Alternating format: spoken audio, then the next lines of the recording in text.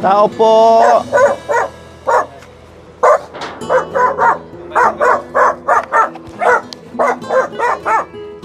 Tao po.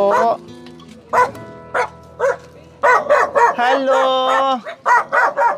Lolo, kumusta po kayo?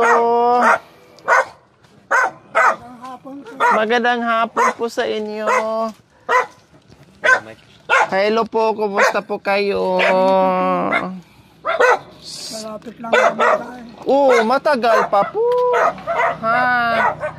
Kahit pa paano, sa awa ng Diyos ay malakas pa rin po kayo. Mag-isa lang ang pagkakas. Nasaan po si Christian? Sa Alaminos po. May trabaho po. Merong tricycle po dito. Kanino pong tricycle? Sa kapatid ni Christian. Sa kapatid ni Christian. Andun sa Pampanga po. Ayan po mga kabayan, si Lolosi po mga kabayan, no? Dalawa sila dito ng apo niya. Kailang busy po yun, no? Kung saang bayan pupunta po yun para nagtatrabaho, no? Sampan na po ako mag-isa. Kasi inaabot si Christian ng matagal, no? Malayo kasi po eh. Ayan po mga kabayan, no? Ganun talaga, bibihira lang talaga namin madatan ito si Christian. Siguro twice lang namin naabutan dito. Kasi pag halimbawa, nasa Alaminos, halos isang buwan sila doon. Sa Lingayen, yung mga ganun, basta bawat bayan, no? Iniikot kasi yon. Maraming sa amo ni Christian dati po, Lolosi, sa dati niyang amo kung saan may mga negosyo, tapos sinasama siya, no? Siyempre yung lolo niya naiiwan lang dito, no? At inuuwian na lang niya pag yung siguro naghahatid siya ng pagkain or binibisita niya. At kanina nga pagdating natin, kinukumusta natin si lolo, sabi niya ay ito buhay, no? Malapit nang mamatay. Matagal pa po yun, di ba? Ilang taon na po kayo ulit, Lolosi? 79 na po. Biro nyo po, 79 years old na kayo. Di ba? Matagal-tagal na rin tayo nagkakilala. No, aabot pa kayo ng 80, 90. Sana ho. Di ba po? Sana po. Tuloy-tuloy lang po yung pagkain natin, yung dasal. Yung dasal lang ho ang talaga. Number 1. Number 1 po ginagawa ko. Tama. Ilagay ko lang po, ha? Kasi mag-isa lang ako. Tama. Yun kasi yung ating pinaka-powerful talaga, yung ating dasalang sa araw-araw, no? At gabayan tayo kahit mahirap yung buhay. Nasaan na po yung kusina nyo? Nawala na. Bali, ito yung dinugtong. Opo. Ito yung oxygen. Hindi nawawala ng oxygen si Lolosi. Karugtong ng kanyang buhay ito, no? Hindi talaga mawawala ito. Wala nang ahon naman. Paano pag sinumpong kayo? Anong ginagamit nyo po? Yun na lang po nebulizer. May nebulizer kayo. Uupo kayo. Nasaan po yung upuan nyo dito? Kayo lang umupo. Okay lang. Isa lang yung upuan. Okay lang po. Kayo lang umupo dyan. Okay lang po. Dinapasok po kayo. Ayan. So, laging libangan ni Lolo Jose ay yung pagsusolitaire. Ayan po, nagsusulitaryo. Papasok po. Ayun, wala nang daanan. Dito na pala yung kusina ni Lolo. Ayan po, yung solitaire. Kahit paano, malinaw pa rin po ang mata ni Lolo Jose, no? Hindi pa ako nagbago. Wow! Grabe! Ang sagot ni Lolo Jose kanina, malapit na siyang mamatay, pero yung mata niya, buhay na buhay pa rin. Hindi nagbabago. Awa ng Diyos ay kayang-kaya pang magbasa o magsolitaire, no? Pa ako lang maliliit na letra po. Di ba po mga kabayan? Tanging ang problema lang ni Lolo Jose ay yung kanyang hika, no? Yung kanyang sakit, kaya nakita natin ang laki ng kanyang oxygen nandito, no? At ito po, may nebulizer po siya.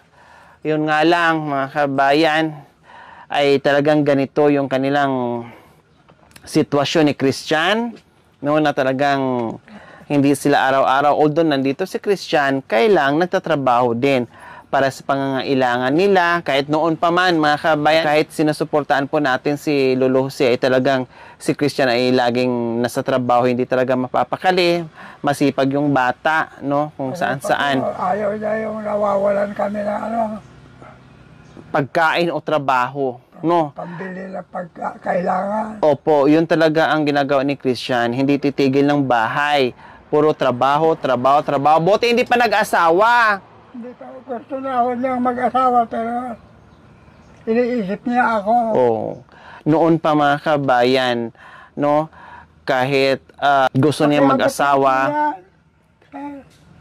pero hindi maiwan-iwan, no, hindi matiis ni Christian yung kanyang lolo na nag-iisa. Siguro, sabi siguro ni Christian, sa kanila makaantay naman yan, yung lolo niya ay talagang pinapriority niya. Siguro, isipan niya, yung trabaho ko ito, no, ito lang yung kinikita ko. Pag nagkaroon ako ng pamilya, paano na yung lolo ko na maraming kailangan, no? Oxygen niya, pagkain niya, minsan dinadala pa sa hospital, etc., etc., etc., etc. Pag halimbawa nag-asawa ako, pag nagkaroon ako ng anak, so yung income niya, siguro iniisip niya hindi na magkakasya. Kumbaga, si Christian namulat kasi sa hirap, so danas niya yung kahirapan ng buhay, alam niya kung paano, kaya saka na lang siguro siya magkaroon ng pamilya. Ito muna, harapin muna niya yung problema niya, itong si Lolo Jose. Oh, kumusta naman po kayo dito? Dito, Ha, Lolo Jose, kumusta po? Ay, Rico, kumusta po kayo dito na mag-isa lang po kayo sa loob ng isang buwan? Paano yung, halimbawa, mag-i-give kayo? tumatawag po ko sa mga kapitbahay ko. Kasi mayroon naman po kayong telepono. So, Opo, nandito. Kasi pang-contact ni Christian o pang-tawag ng kanyang mga kamag-anak, no, na agad-agad ay may sasaklulo, may pupunta dito pag kailangan. Kailangan ko po, tatawag lang ako dito sa mga kapitbahay ko. Sisigaw lang ako, pupunta sila dito. Opo. Inaalalayan po ako. Ayun. So, kahit papaano, Binabaunan po ako ng pagkain ko. ayan. So, kahit papaano po mga kabayan, mag-isa nga dito si Lolo Jose, pero may mga kaanak siya dito, no? Sabi nga niya, kahit isang sigaw lang niya o tawag, nandito ka agad, sa klulo ka agad, chine-check o tinitingnan, no? Kasi alam nila ay yung isang apo niya na si Christian ay nasa ibang bayan, naghahanap buhay din, nagtatrabaho. Kaya yung kapatid po niya, nandun sa Pampanga, kaya iniwan po yung motor niya dito. Yung yaan. Kapatid ni Christian, tama? Yung nasa... Dadalwa sila eh. Opo, saan po yung nakatira? Nandun sa Pusurubyo, yung bahay nila naman iniwan nila. Yung dito nakatira. Oo. May asawa na po yun. Opo, nandun na yung asawa niya sa Pusurubyo, taga Pusurubyo. Ngayon si Christian dyan, nagtatrabaho sa Pampanga. Yung sa malapit Yung bahay po nila dyan, iniwan nila. iniwan na, walang tao. So yung motor, matagal na po nandiyan. Oo, nandiyan po. Iniiwan sa inyo para kahit paano matingnan-tingnan nyo. Oo, at saka kung may kailangan akong ilalabas nila, tatawag ako ng driver para Meron. makasig ako sa hospital. Opo. Halimbawa, pang emergency Opo. na merong magagamit para sa inyo masakyan. No, Lolo Jose. O kumusta yung pagkain? Ito, may bigas pa. Binigay po ng mga kapitbahay ko. Binigyan kayo. Utang po yan. Utang. Sa garita. Sinama nila ako sa pinag-uusangan nila. Okay. Tapos babayaran na lang ni Christian Opo. pag umuwi dito. Kasi ganito kasi ang nangyayari mga kabayan, no? Kaya nga si Christian ay hindi natin madatan-datan dito. Kasi halimbawa, 1 buwan, 2 buwan, so nandito naman yung mga kaanak, iutang o igawa ng paraan nila, and then pag uwi ni Christian, babayaran lahat tapos kuha na naman or gagawa na naman ng paraan. So, sa madaling salita po mga kabayan, sa pagkain, wala naman pong problema. Hindi naman po nagugutuman dito si Tatay Jose kahit papaano. No, katulad dito, may nakaimbak na bigas. No, siguro yung mga ulam-ulam na lang na kahit papaano, no. Ang problema, yung ulam-ulam na lang. Paano po yung pagluluto, Lolo Jose? Kayo pa rin po ang nagluluto? Yung mga kapitbahay ko po. Pupunta dito, sinasaingan po kayo. Hindi po. Binabaonan na lang po ko ng kanin. Ah, okay. Hindi na po kayo nagluluto dito. Sila na lang po ang nagluluto. Hinahatiran na lang po kayo. Kasi dati kayo nagluluto. Opo. Eh, mahina na rin po ako. So, bali, halimbawa, may bigas kayo dito, humihingi na lang, nabibigay na lang doon para iluto kayo and then bibigyan, hahatiran kayo ng pagkain dito.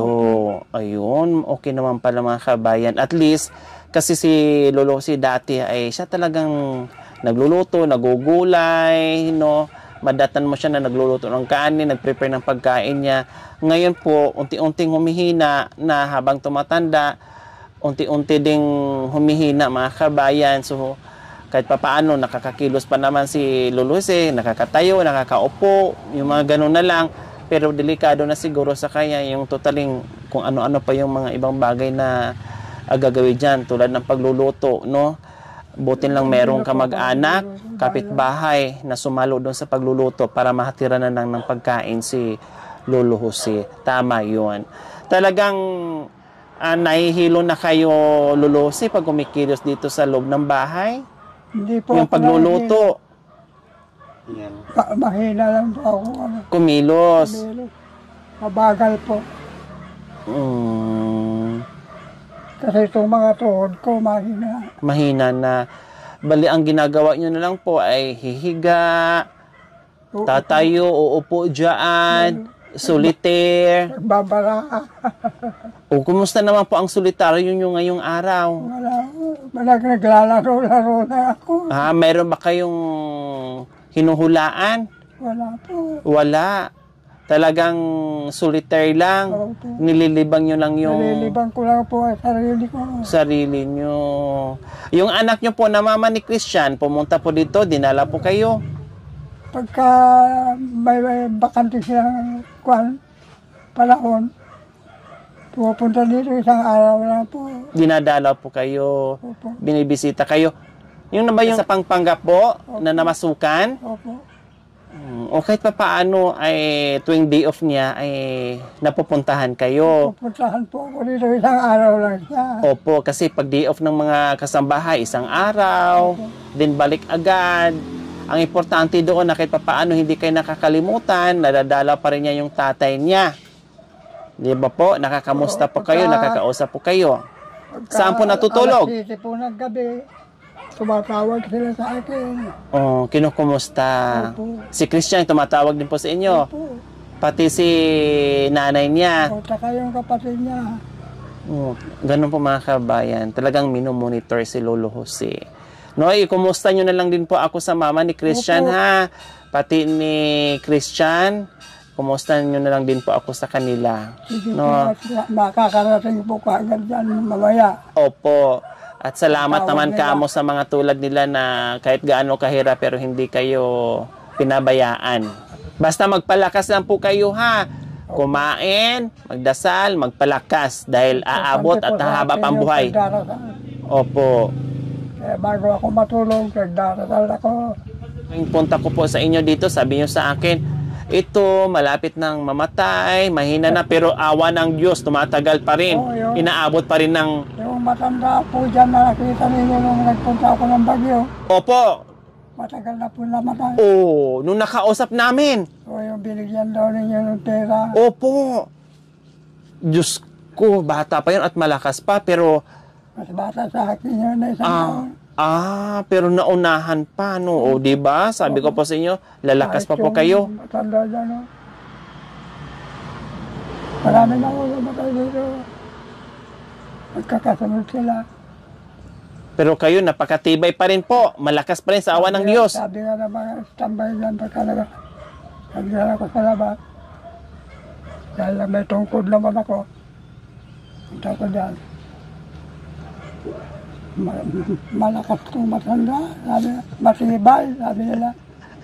Parang kalabaw lang tumatanda ka mo. Sabi ko, matibay ako dahil binabantayan ako ng Diyos ko. Sabi ko, Opo, kasi araw-araw, gabi-gabi nagdadasal.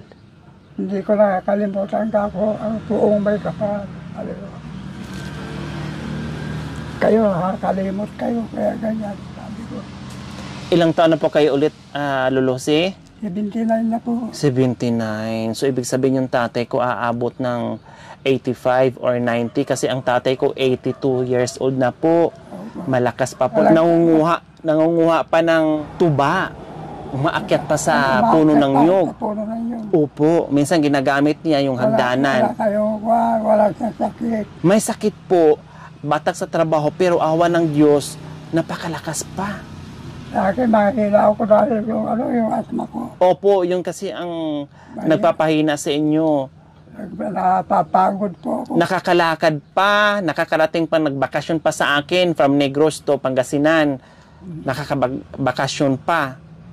Tapos nakakalakad pa sa lupain niya o doon sa farm niya o sa bukirin niya. Naglalakad, nag-iikot pa doon kung ano-anong mga kinukuha.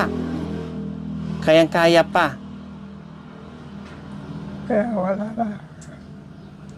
Pero, syempre, iba na talaga pag may edad na. Mahirap pala ang nag-iisang anak. Opo. Walang mag-aalaga. Pero, hindi pa rin mahirap. Swerte pa rin po kay Lulusi. Alam niyo kung bakit? Yung iba dyan, dusi-dusi na ang anak. Lalo Ilang pirasong apo ang dami, dusi-dusi na ding apo. Pero ni isa walang dumalaw. Pero sa inyo, ni isa, pero lahat sila, anak apo, nandiyan sa'yo. Opo. Nakasubaybay.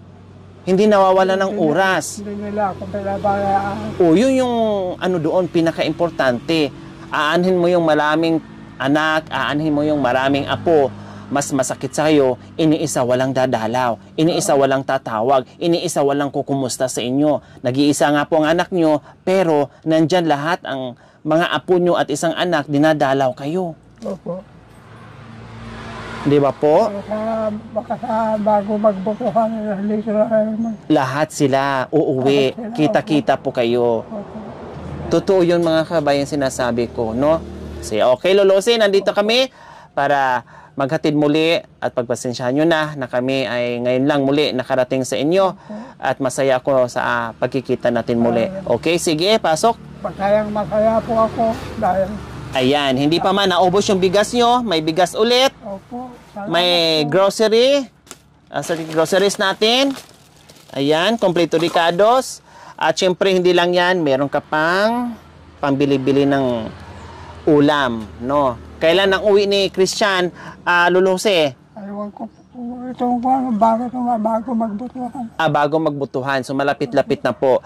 Pag uwi ni Christian, malamang yung isang ito hindi pa maubos, hindi nyo pa mabuksan yan, tapos ito hindi pa maubos yan kasi alam naman natin yung kain ni Lulusi ay kunti-kunti na lang, no? Kunti-kunti na lang ang kain ni Lulusi. Siguro yung itong baon niya, no? Yung itong hinahatid niya na dalawang kainan hanggang mamayang gabi na siguro yan yung kain ni Lulusi. Pagkagating sila, pagkain ko na umaghapon. Umaga-hapon na po. O, di ba? Napaka-kunti na lang.